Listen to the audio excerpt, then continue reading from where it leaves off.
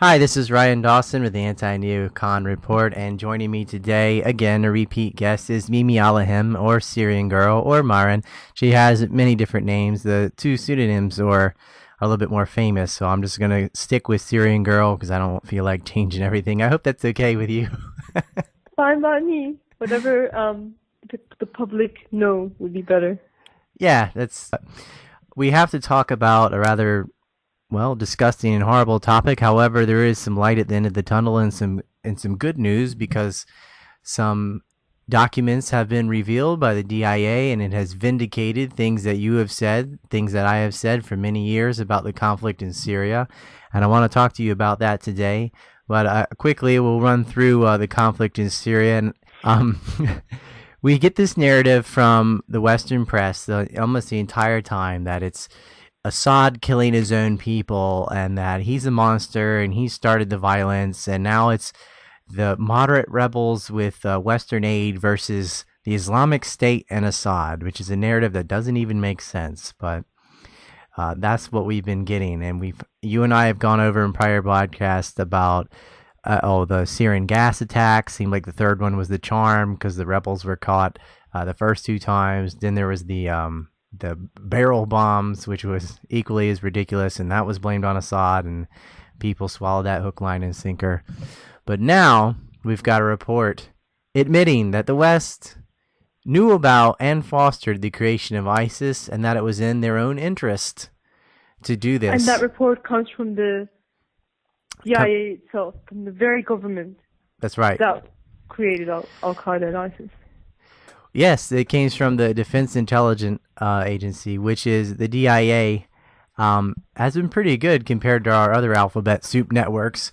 And it was the CIA, similar name, that helped create the Mujahideen and Al-Qaeda in Afghanistan to begin with. And yet this time in Syria, they're bad guys. And yet again, we see the hand-in-glove relationship between terrorist organizations and Western intelligence agencies. And this is something you've said from day one, that these are covert mercenaries and that a lot of it came from Libya and other areas.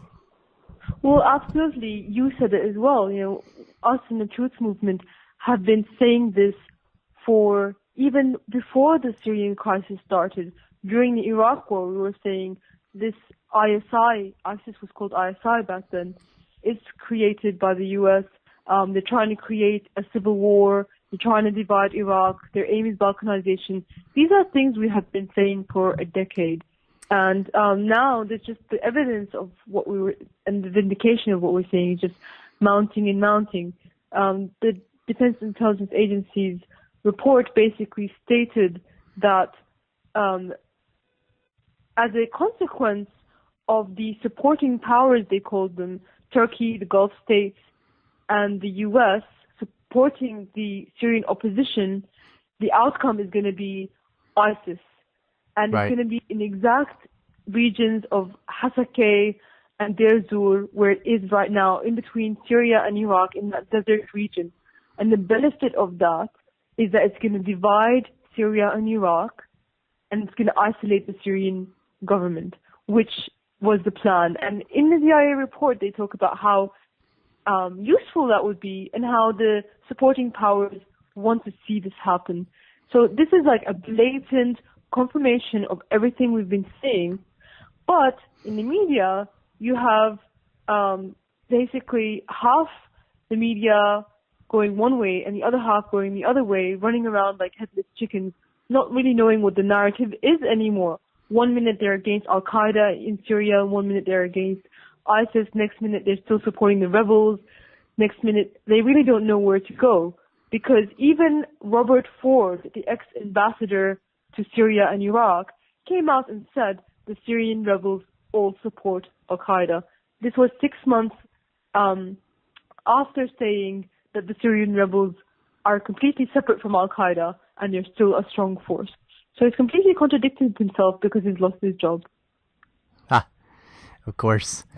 Well, I mean, it's been Al-Qaeda has had a secret relationship with Western governments from its inception. They've been covertly supported. And the U.S. has done this before with the Contra operation during Iran-Contra. the TAC scandal. They're always covertly sponsoring mercenaries, and the excuse has always been, no, we don't like those radicalized Wahhabi Muslims, despite our strong alliance with Saudi Arabia. We're just trying to help the moderate factions, the Free Syrian Army.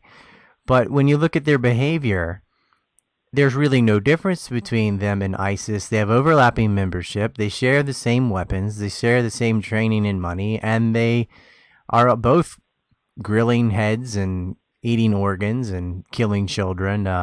That is terrorism. I don't think there's such a moderate way to kill a child, or a moderate way to eat somebody's heart and liver, or a moderate way to cut someone's head off. But that seems to be the line. On a Spitfire.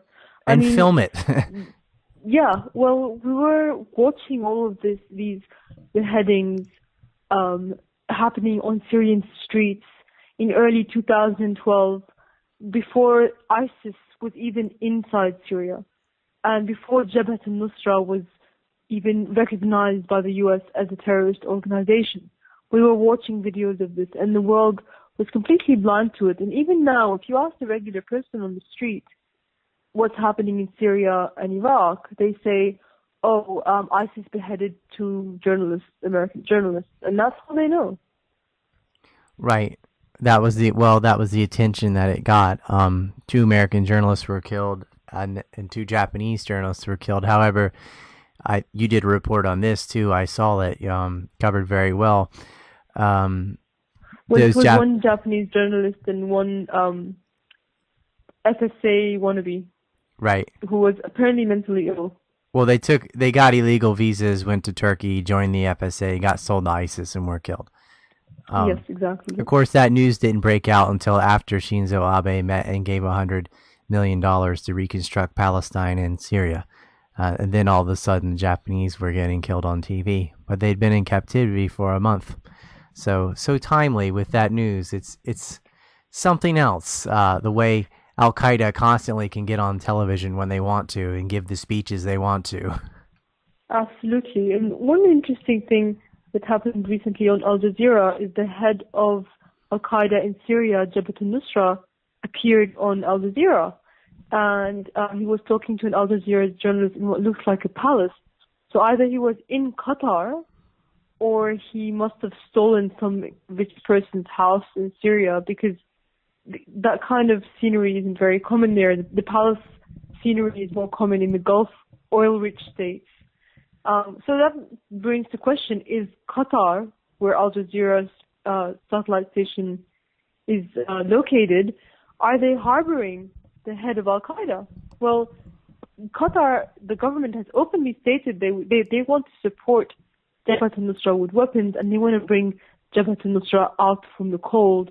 And even U.S. government think tanks have supported the idea of saying, we have to separate the Al-Qaeda that is against us to the Al-Qaeda that might be useful to us. And can we befriend Al-Qaeda?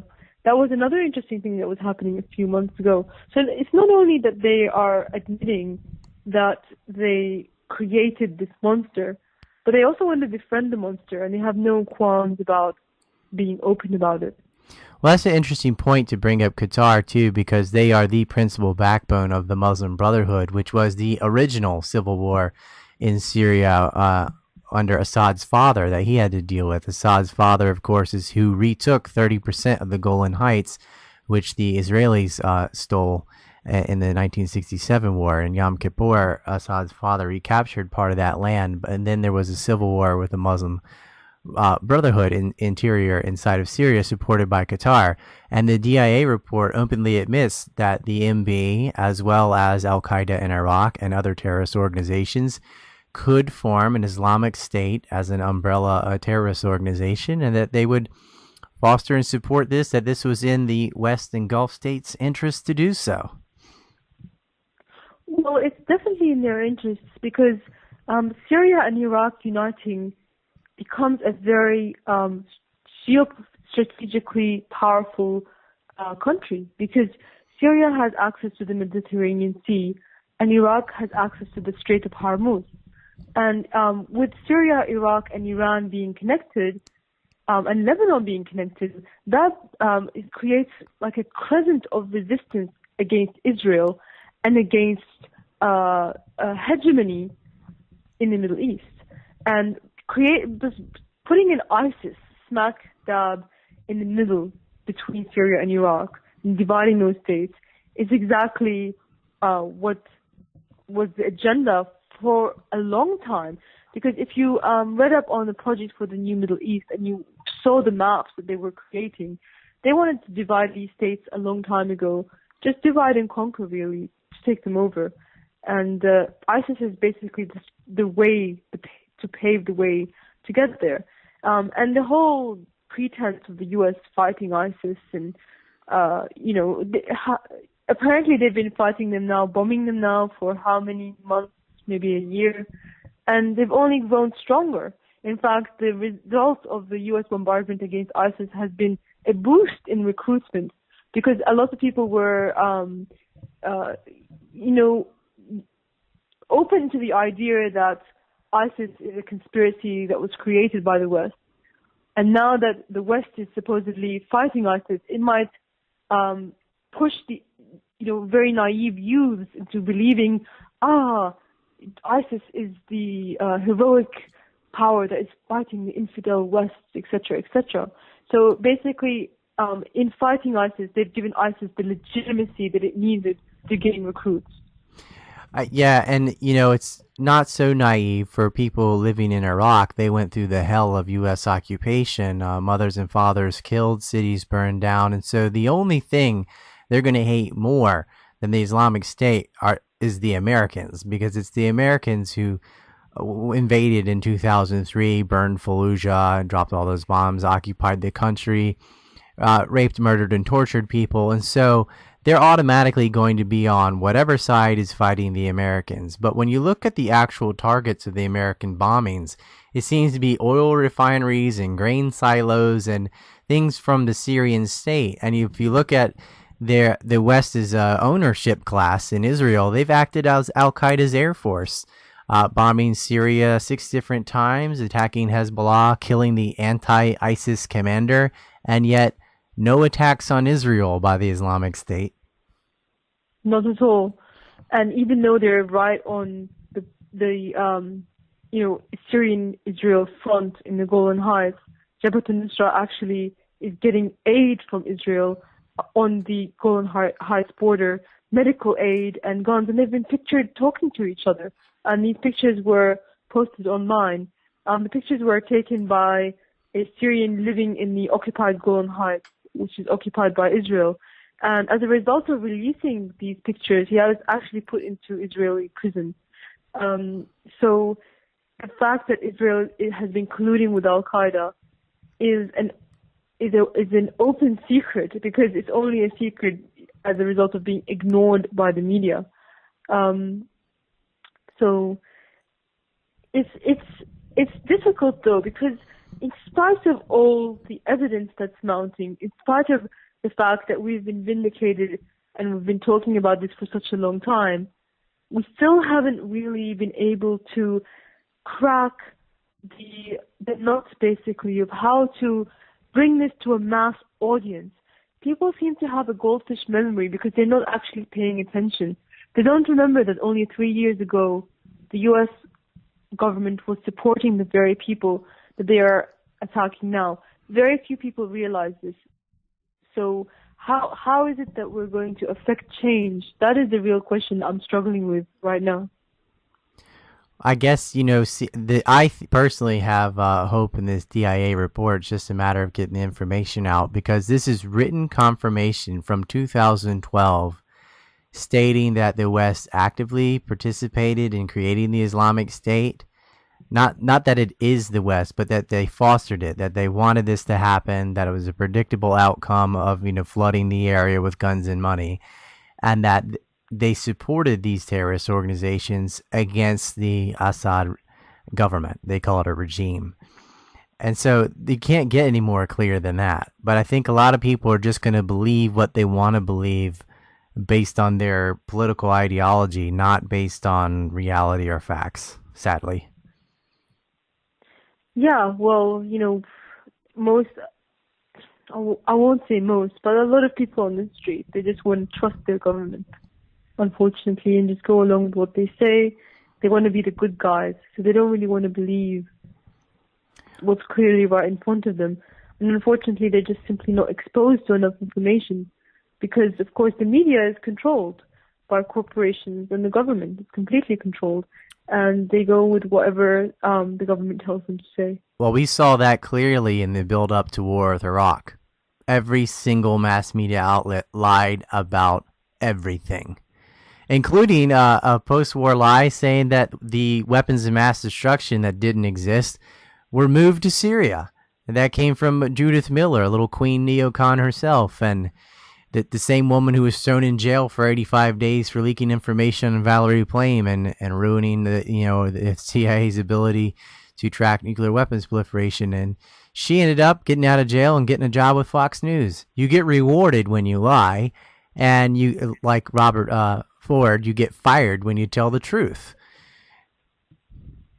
Well, actually, Robert Ford was fired before he told the truth.